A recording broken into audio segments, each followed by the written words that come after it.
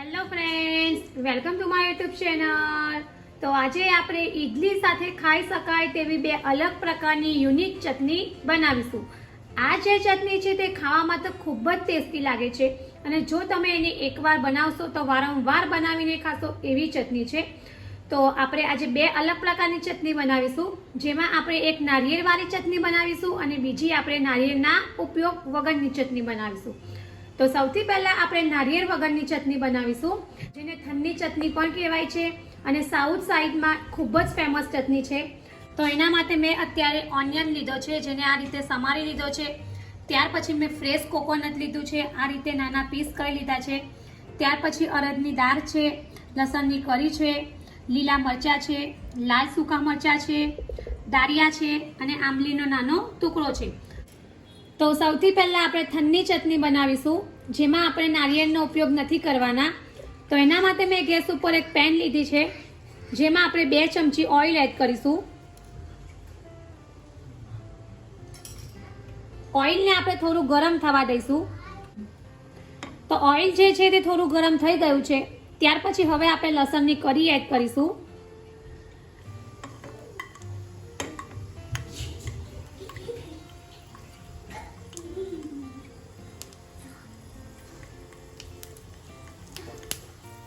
ત્યાર પછી આપણે તેમાં ગ્રીન લીલા મરચાં છે એ એડ કરીશું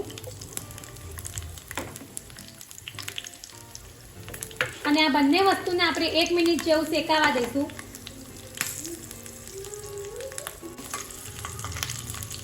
ત્યાર પછી હવે જે આપણે ઓનિયન સમાર્યો છે એ એડ કરીશું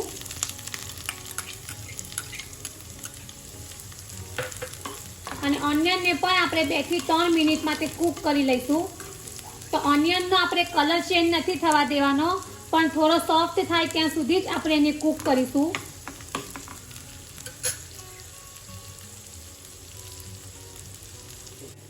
તો લગભગ 2 થી 3 મિનિટ થઈ ગઈ છે અને ઓનિયન પણ સોફ્ટ થઈ ગયો છે। ત્યાર પછી આપણે મીઠા લીમડાના પાન એડ કરીશું અને બરાબર મિક્સ કરી લઈશું। ત્યાર પછી હવે આપણે થોડા દાળિયા એડ કરીશું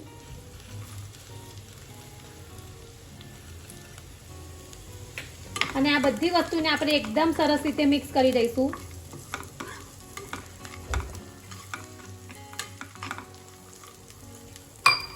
અને હવે આપણે ગેસ ઓફ કરી દઈશું।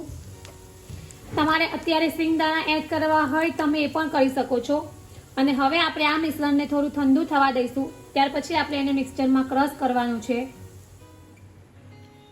હવે આપણે એને મિક્સચરમાં ક્રશ કરવાનું છે, તો આપણે આ બધી વસ્તુને મિક્સચરમાં એડ કરી દઈશું। ત્યાર પછી હવે આપણે ઉપરથી ફ્રેશ કોથમીર એડ કરીશું અને હવે આપણે સ્વાદ મુજબ સોલ્ટ એડ કરીશું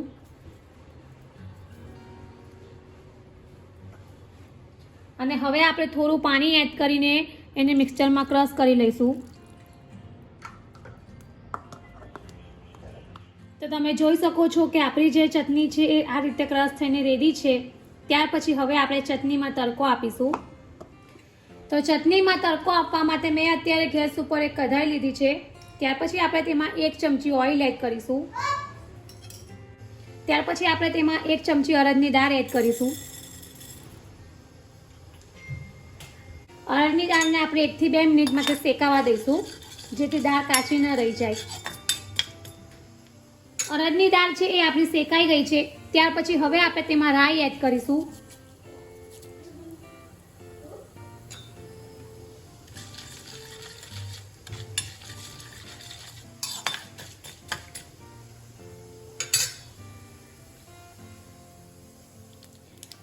રાઈ પણ આપણી શેકાઈ ગઈ છે। ત્યાર પછી હવે આપણે લાલ સૂકા મરચાં એડ કરીશું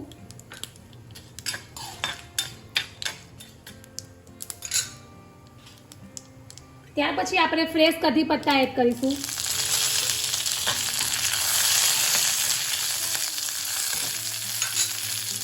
ત્યાર પછી અહીંયા મેં ઝીણો સમારેલો ઓનિયન છે એ આપણે થોડો એડ કરીશું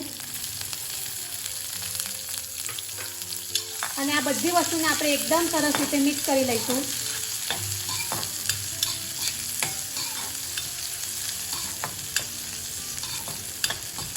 તો લગભગ 2 થી 3 મિનિટ માટે આપણે ઓનિયનને થોડો સોફ્ટ થવા દઈશું. અને હવે આપણે થોડું સોલ્ટ એડ કરીશું અને આ બધી વસ્તુને એકદમ સરસ રીતે મિક્સ કરી લઈશું.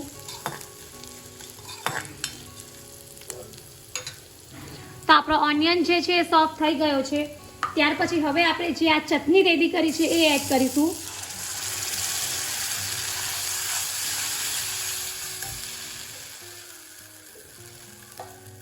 અને હવે આપણે જરૂર મુજબ થોડું પાણી એડ કરીશું.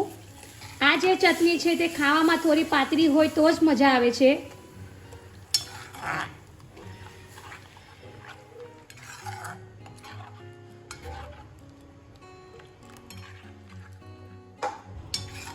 તો આ રીતે આપણે ચટણીને થોડી થવા દઈશું. તો લગભગ 1 થી 2 મિનિટ માટે એને આપણે થવા દઈશું.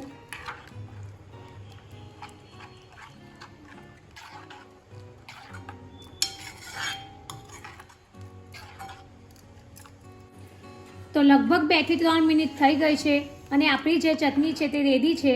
તો આ ટાઈપની જ આપણે પાતળી ચટણી કરવાની છે. તો હવે આપણે આ સમયે ગેસ ઓફ કરી દઈશું અને જે આપણી ચટણી છે એને સર્વિંગ બાઉલમાં સર્વ કરીશું. તો હવે આપણે ઈડલી બનાવીશું. તો મેં ઈડલી માટેનું બેટર રેડી કરી લીધું છે.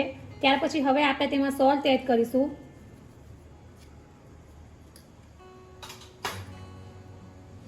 અને હવે આપણે સોલ્ટ બરાબર મિક્સ કરી લઈશું.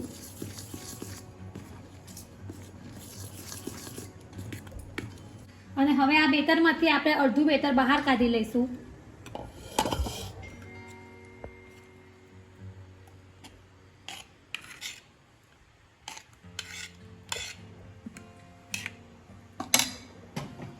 ત્યાર પછી આ બેટરમાં આપણે થોડો ઈનો એડ કરીશું.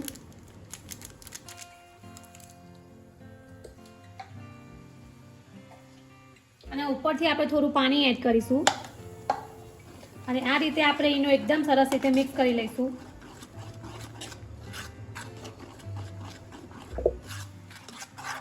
અને હવે આપણે આ બેટરને કુકરમાં મૂકીશું. તો અહીંયા મેં ઈડલીનું કુકર પહેલેથી જ ગરમ કરવા મૂકી દીધું હતું. અને હવે આપણે ઈડલીને તેમાં આ રીતે થોડું ઓઇલ ગ્રીસ કરી લઈશું. તો આ રીતે મેં ઈડલીની ટ્રેને ઓઇલથી ગ્રીસ કરી લીધી છે. ત્યાર પછી હવે આપણે જે આ બેટર બનાવ્યું છે તે એડ કરીશું.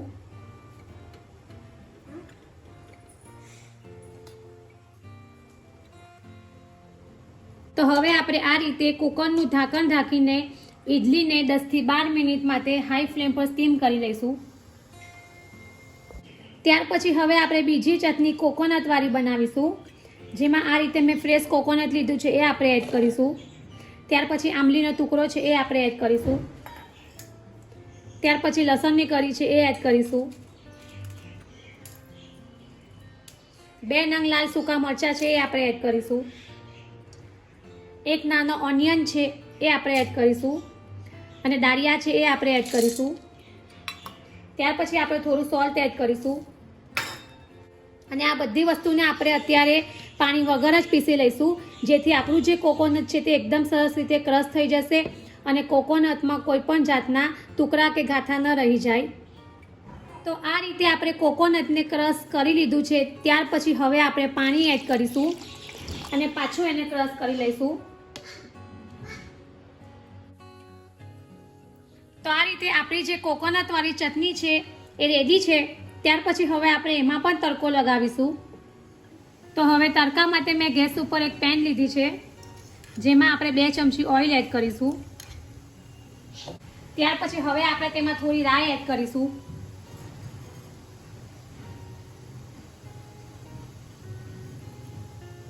અને રાઈને આપણે થોડું શેકાવા દઈશું.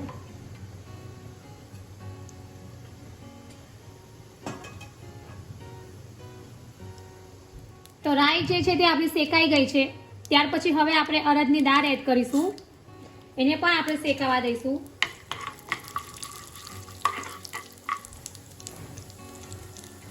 ત્યાર પછી આપણે લાલ સૂકા મરચાં એડ કરીશું.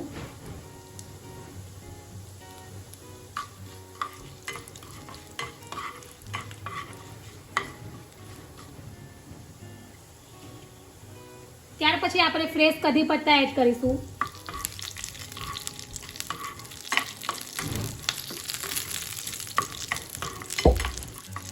બધી વસ્તુને આપણે 1 મિનિટ માટે શેકાવા દઈશું.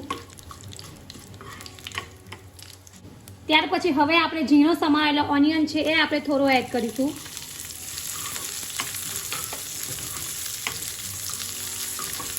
અને હવે લગભગ 1 થી 2 મિનિટ માટે આપણે ઓનિયનને થોડો સોફ્ટ થાય ત્યાં સુધી કૂક કરી લઈશું.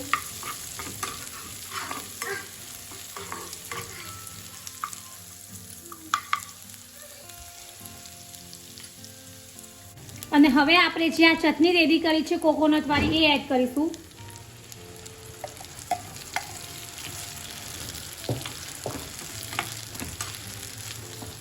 અને હવે આપણે આ બધી વસ્તુને એકદમ સરસ રીતે મિક્સ કરી લઈશું.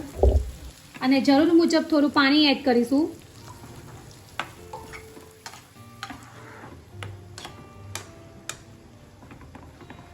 અને હવે આપણે થોડું સોલ્ટ એડ કરીશું.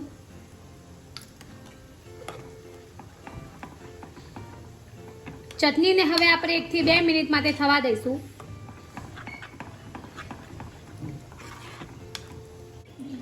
તો આપણી જે કોકોનટ વાળી ચટણી છે એ પણ રેડી છે. તો હવે આપણે ગેસ ઓફ કરી દઈશું અને હવે એને સર્વિંગ બાઉલમાં આપણે સર્વ કરીશું. તો તમે જોઈ શકો છો કે આપણી જે ઈડલી છે તે એકદમ સરસ રીતે સ્ટીમ થઈને રેડી છે. ત્યાર પછી હવે આપણે એને સર્વિંગ પ્લેટમાં સર્વ કરીશું. તો રેડી છે આપણી ઈડલી સાથે ખાવા માટેની 2 અલગ યુનિક ટાઈપની ચટણી, જેને તમે ઢોસા કે ઉત્તપમ સાથે પણ ખાઈ શકો છો. તો ફ્રેન્ડ્સ, સવારના બ્રેકફાસ્ટમાં તમે ઈડલી સાથે આવી ચટણી ક્યારેય ટ્રાય ન કરી હોય તો એકવાર જરૂરથી ટ્રાય કરજો. અને કમેન્ટ બોક્સમાં મને જણાવજો કે તમને મારી આ રેસીપી કેવી લાગી છે. તો હવે આપણે જે ચટણી બનાવી છે એને ઈડલી સાથે સર્વ કરીશું.